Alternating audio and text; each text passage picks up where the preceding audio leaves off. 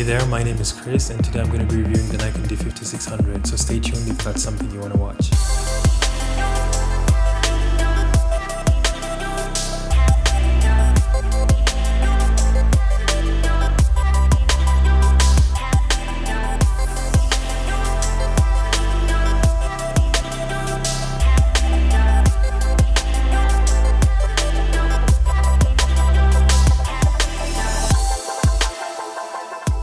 Okay, first I'm going to give you a little backstory about my brand new camera, which is the Nikon D5600. Right now I have it with the 70-300mm Nikon.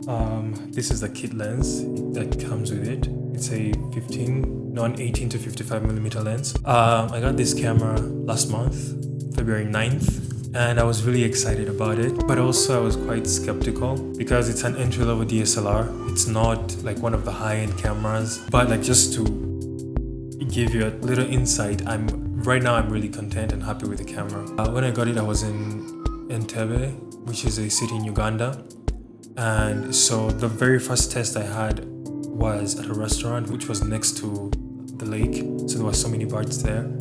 I'm primarily a wildlife photographer, so there was so many birds there. It was really interesting to see how the camera would perform. Now, the one thing that I didn't know I had to do was set the AF tracking. It came with auto on. It wasn't like a single point AF or multi-point. So I had to change that. I had to learn the hard way that I had to change that before I used the camera. So the first photos that I took were a little bit rough. I mean, it was hard to focus because it was in autofocus. The camera chose different subjects. And I mean, when you're photographing birds, you need to have almost like all the control that you can get, especially if they're perched or even in flight. So the camera actually costs about $846 on Amazon, $850 on Amazon, something like that. So the features, it's an APS-C sensor camera, which means it's cropped. Like an enthusiast for a while, then you know the difference between a full frame camera and an APS-C sensor camera, medium format cameras. This is an APS-C sensor camera, which for wildlife is a good thing because you get extra reach. It's 24 megapixels, which is good because most cameras actually from Nikon are dropping in resolution. They're 20 megapixels and all that. So this is refreshing. It's the 24 megapixels, you can actually tell, you can see when you zoom into a really good photo, you can see the quality. I mean, it's an entry-level DSLR now. I won't stop mentioning that, but you can see the quality and it's really, really good. It has a 3.2-inch display. It's a variangle touchscreen, which means you can tilt it and turn it, not in all directions, but in most directions that makes sense to a photographer or a filmmaker. And it's a touchscreen, which is really good, so you can control focus and all that. And settings, some settings can be hard with buttons. This has been really important because I actually never thought I would use a touchscreen camera. My touchscreen devices are the list is really small, and I'm just glad that it grows. I mean, the touchscreen cameras are a really good thing to have. I haven't had a moment where I accidentally touched this or that. I mean, it's been made in a way that maybe I've just been lucky, but it's been made in a way that works. That I have not had a moment where I touched the wrong thing or when I don't want to touch anything. So that has been great. When I need to change settings, it works really great. I just swipe and scroll. Adjusting ISO and exposure compensation, it's been really smooth with the touch. I like how my images look on the display. The videos look on the display. They look really, really good. At some point, it can actually be deceiving because there's been photos that I've taken and I look at them and they look really sharp, they look really good, and then when I go back home and then I put them on the computer, they look kind of smooth, so don't like take one photo, like advice right now, don't take one photo and be like, oh, it's really good, let me just stop there, unless it's really, really undeniably good. But if you have some little doubt, then take more photos because the screen, I feel like it's a good thing, but it's also a bad thing. So it's really good. It can be deceiving at some point. It's great enough when the sun is directly up. I live in Kampala, Uganda, so there's a lot of sun a lot of the time. So it can be hard. For sure, it looks better than my smartphone. My smartphone's kind of old, but like I can see really well. And I can't say that I bumped up the brightness of the screen to the full, but it looks really great. I haven't, tried so hard to see when the sun is out there. You can move it up or move it down wherever you want. That's really good. You can check in the settings. you can record video at 1080p at 60 frames per second. I tried out the video features and it was really good. But you know, Nikon is not the best with autofocus. So if you're going to record yourself or record things that require autofocus, then I think you're out of luck because Nikon does not perform the best in live view mode. If that's something that you're strongly interested in, I suggest looking elsewhere because the Nikon D5600 will not provide that for you. My last trip was through southwestern Uganda, then into Rwanda, and then into the Democratic Republic of Congo. And I shot some videos while I was there. I'll show those as well. So now the difference is I'm holding the camera and I'm controlling the focus. So it's one of those things where like it will be as good as you are, you know. And even then you can actually see a little bit of like it kind of like jumps a little bit. When it's good, it's really good. But in terms of autofocus and all that, then I don't think you can rely on it that much. So if you're solely like a filmmaker, then probably try other options, maybe a Canon. Because right now I'm shooting on a Canon 800D. It's in auto, servo mode, I think. It's just autofocusing on my face. So if I move around like this, it's actually, I hope you'll be able to see, but like on the screen, it has like a tiny square that's following my face. So I hope this is really good. Now with Nikon, you would not be able to do this. Again, if you're interested in video, autofocus, and if you're going to do self-filming, like vlogging and all that stuff, maybe you can set it right. Don't move around too much. Don't put things that are going to require autofocus. Then maybe you can work with it. Otherwise, maybe look elsewhere. Canon, Sony, something, I don't know. Oh, it has Wi-Fi and Bluetooth. This is probably not new for most people, but I don't know where my phone is. I'm charging. The camera has Bluetooth and Wi-Fi. I tried using that for SnapBridge, which is their app. You can use it as a remote control on your phone. Like right now, if I was filming myself or taking self-portraits, it is really good. I haven't really taken any photos with it yet. First of all, it's not like a smartphone that you'll just, or a laptop or anything. Like you'll just click on the notifications menu and disable Bluetooth or Wi-Fi. It's kind of a lot more complicated. You'd have to go into the settings and then disable a bunch of things. It takes a lot of battery power. Like if you're in a remote place and you don't have a lot of like outlets, then you probably don't want to have Bluetooth or Wi-Fi on because trust me, my friend, it takes a lot of power. The battery life is not the best because before this I was shooting with the Nikon D7100 and it performed really, really well. We could actually shoot for like maybe 2 days, not like 24 hours, but like over a period of 2 days. And we didn't really need to charge. So we would go to a park and you know, there is like not so many outlets. You'd have to charge at one single spot. And I take a lot of photos actually. I'm a firm believer of like take as many as you can. Yeah, you'd rather have a lot more than you need than have little. You can always delete, you can always back up, you can always use them for different purposes. Sell some, post some, I don't know. But I take a lot of photos. Like yesterday I had a portrait shoot and I took over 900 photos. And it was a few hours and I took about 900 photos and I have a lot of work to do, delete, edit and all that, but you'd rather have a lot more than have little. I can't complain about it because I mean you know what you're getting. It's not like a high-end camera. The performance will be different, of course, and the form factor, I mean look at this. Look at it. It's really, really small. I have a big lens on, but like it's really, really, really small.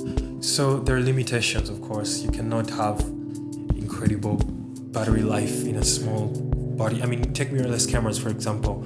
They are really small. People love them for that, but then their performance in terms of battery life is nothing compared to DSLRs. So if you're going for a small camera, know what you're getting. It's not gonna last like days or anything. So just don't expect. So the battery life is something you need to be, like you get into it knowing you're gonna get this camera, you're not gonna get days of battery life. You'll have to charge at the end of the day. When I was climbing Mount Nyiragongo, which is an active volcano in the Democratic Republic of the Congo, I had to be really careful. I made only a few clips for the video that I'll edit and then upload. I took only a few photos because I was trying to preserve the battery for the actual star of the show, which is the volcano, the crater. I had to think ahead and prepare for that. So I did that, and the camera, it actually died in the night after I got like a few amazing photos of the light, the glow. It was really amazing. So even with it dying on me, I didn't feel bad because I know exactly what it is. I mean, don't expect too much. The things that really matter, I know battery life matters a lot. They didn't lie about it. They won't lie about it. You can expect crazy performance, because even the high-end cameras, the D50 and all that, they need power grips as well at some point. So with SnapBridge, do not leave it on. If you're going to use it, make sure you disable everything that's connected to wireless connectivity once you're done using it, because it's going to take so much power out of the camera that if you're using the camera for actual photography, forget when you turn it off and just like keep it somewhere. But like if you're moving, like imagine you wake up and then you take a self-portrait and then you leave it on, use your phone as a remote control, you leave the connectivity on the camera, it's not going to last, because it's working it's working within itself to try and back up these photos, send them to your phone, try and find the connection with every Bluetooth device that's around it. So imagine all that work. The time-lapse feature. Unfortunately, I won't have like a great video to show you. I did not really know that much about making time-lapse videos, so I did not make a great one. And also, again, I was preserving battery. But one thing I can credit the camera, it is really simple. Like I found my way really fast. I didn't stress too much. Time-lapse stuff, I'd never done anything like it before with auto mode or manual mode, never. But I managed to do something. So if you're someone who enjoys learning, then you can find your way around the camera really fast. It's not stressful. At least it wasn't for me. So yeah, that's a plus for the camera and for Nikon for building something so user-friendly. It has this kit lens. It's I already told you about it. It's the 18 to 55mm lens. It's f3.5 to 5.6. It's called the AFP Nikon 18 to 55mm, 1 to 3.5 to 5.6 G. It's an APS-C sensor kind of lens. So this won't work on your full frame body. If you're the kind of person who has two camera bodies, one is full frame and one is APS-C, then don't get these kinds of lenses, because this will only work for one camera, one of your cameras, which is the APS-C sensor camera. So if you have a D50 and a D7200 and you have this lens, then it will not work on the D50. Some people have found ways of making things like this work, but I don't know. There'll be a vignetting around the photos. There's so many crazy things that happen, so don't think ahead. So this just came with a camera, so there's no big loss, and I don't have a full frame camera yet. It works really well for now. For video, works really well. For wide angle shots, it works really well. It's not the best thing that will ever happen to you, but it could be if you want it to be. So yeah, you know, it comes with the camera. So it has vibration reduction and image stabilization built in. So that's a plus. That's really good. Speed. The camera is really fast. It's not as fast as the other cameras, like the D500 or the D5. It's not as fast as them, but it's as fast as can be for the price, as fast as can be for the range. I haven't missed so many moments of impact. When you're photographing birds or even people, you would want to capture moments. Now with birds, the one time that I actually missed something that I would have wanted to have, that I intended to have in the shot but I didn't get, was I was photographing a pied kingfisher. If you can Google it, birds are interesting. I wanted the moment of impact, like when because they fish, they go up in the sky, look down into the lake or the water body that they're flying over, and then they spot fish and then they just dive right in. They're kind of like ospreys. So they go in and they just take the fish. So I wanted that moment where it was just like between the water and above the water. But like I just kept on shooting and I believed I had the shot, but then when I went back, I did not have the shot. But I had one right before and then one right after, but nothing in between. So yeah, you'll miss a few shots if you're the kind of person who wants to get the moment, like the moment of impact. Things you can't control, but you want them to be there. You might miss a few of them because of the speed. Yesterday when I was doing a portrait shoot, we wanted to get this shot of the hair flying up. We got a really nice one. I feel like that's a little bit more controlled because it's a portrait thing. I had a really bad experience with the ISO performance. We went to a place, snake park. They rescue snakes and reptiles. It's called the Reptile Village, actually. So they had Egyptian cobras and forest cobras. So the light was really not the best. And now I didn't even know again, but these are things you should think about.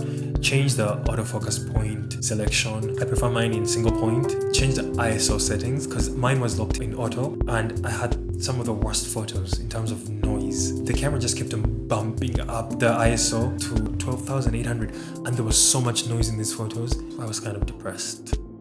And right there, I was like, what's going on? I was kind of freaking out. Then I remembered, oh my god, I looked at the screen and it said 12. I was like, what? ISO? Then I moved it from auto and then I put it at 400. And the photos became better, for sure. They became better. So there's the things you need to think about. It's not the camera's fault. Because, I mean, what is auto mode supposed to do? There's the things that I was kind of at fault with. I was not informed well enough. So if you're thinking about getting this camera and if you're watching this video, this means that you're trying to get research.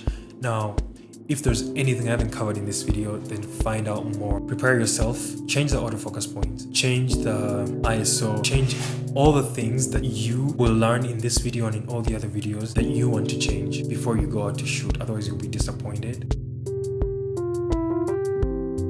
There's a microphone jack, so you can plug in a microphone, a lavalier or lapel microphone or any other microphone that is compatible, and you can record audio straight into the camera, which is really important. Otherwise, you would have to record with an external software and then you have to edit in post and sync everything, which is what I'm going to do now.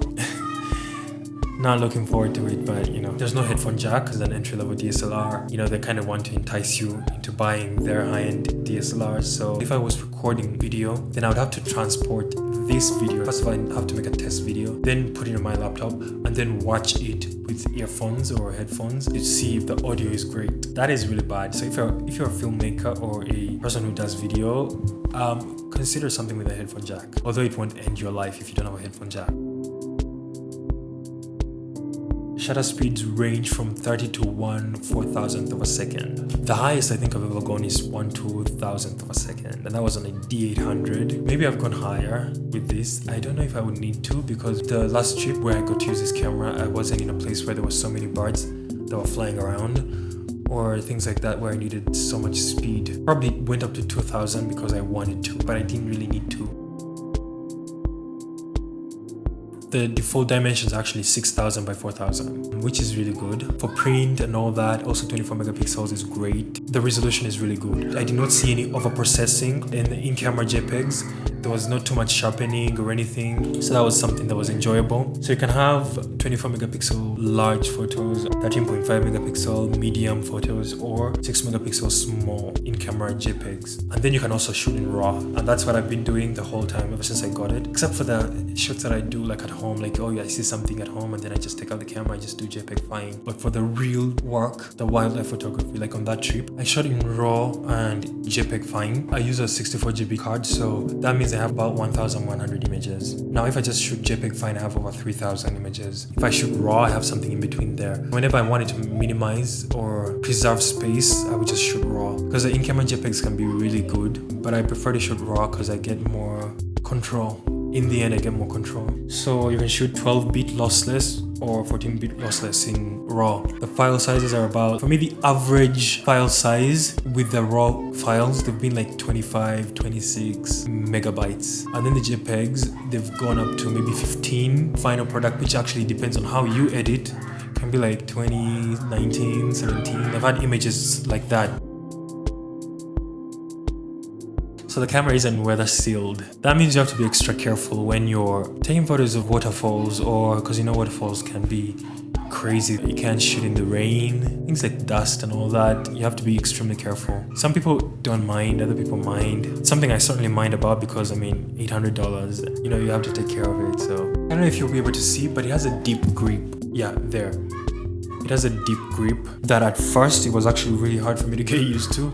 It's crazy. It's actually really small and kind of short, so it made my hand hurt at some point, especially when I made it single point F, because Because you have to hold it here and then move with this finger.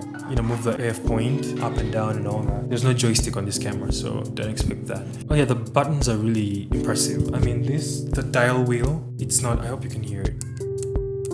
It's not so soft that you will keep scrolling, and just put it in wrong settings. You can feel it, kind of like pressure sensitive. I don't know if I'm allowed to use that right now. You can feel it when you're moving it. And my favorite thing about Nikon cameras is the on-off switch.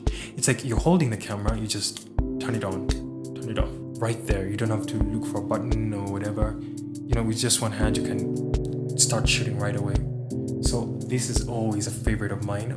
And if they switch it, then I might switch. The shutter release, the button is here. The record button for video is here. The live view mode, everything's just like in the right place, I think. The zoom in, zoom out. You can also zoom in on the screen because it's touch screen, so you just pinch to zoom. The playback is placed in the best place. The info button is there as well. The menu button's on this side. The FM button, which is assignable, by the way. This is really cool. You can assign a button here on the camera to do whatever you want. So I have mine set to change autofocus points. So I can switch between the single point F and the auto or group. That is good. There's also a button down there for changing the way you want to shoot. I don't know how to call this, but you can shoot a single photo, continuous, bursts and all that. You can change that there. There are many buttons here. There's a flash trigger there. Sorry if this review is not what you were looking for. I felt like it was really important to review the camera based on how I found it, how I felt about it, as opposed to what's written about it by the company or anything. I enjoyed using the camera thoroughly. Would I prefer a D850? Yes, always, any day. But this is what I have. It's what's affordable and it's great. It's working really great for wildlife, for portraits, for nature shots, landscapes and all that. I've loved it. I've taken some great photos. If there's a choice between this and the D7100, I would go with the D5600 because it's modern. There's some new features and all that. While the whole snap bridge thing is taxing on the battery life, it's still important, and I think it's something I want to try and use more for self-portraits. Yeah, there's more bang for your buck with this camera, and I can't really say I hate it, and I cannot tell you not to buy it unless you really want video and you really want autofocus in live view mode. Then maybe look elsewhere. But if it's stills and video that you can control on your own manually, then good.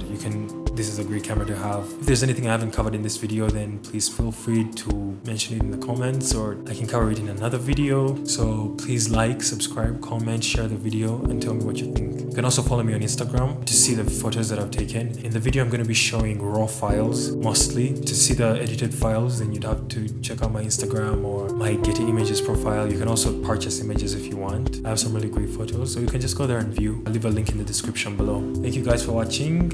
See you in the next video.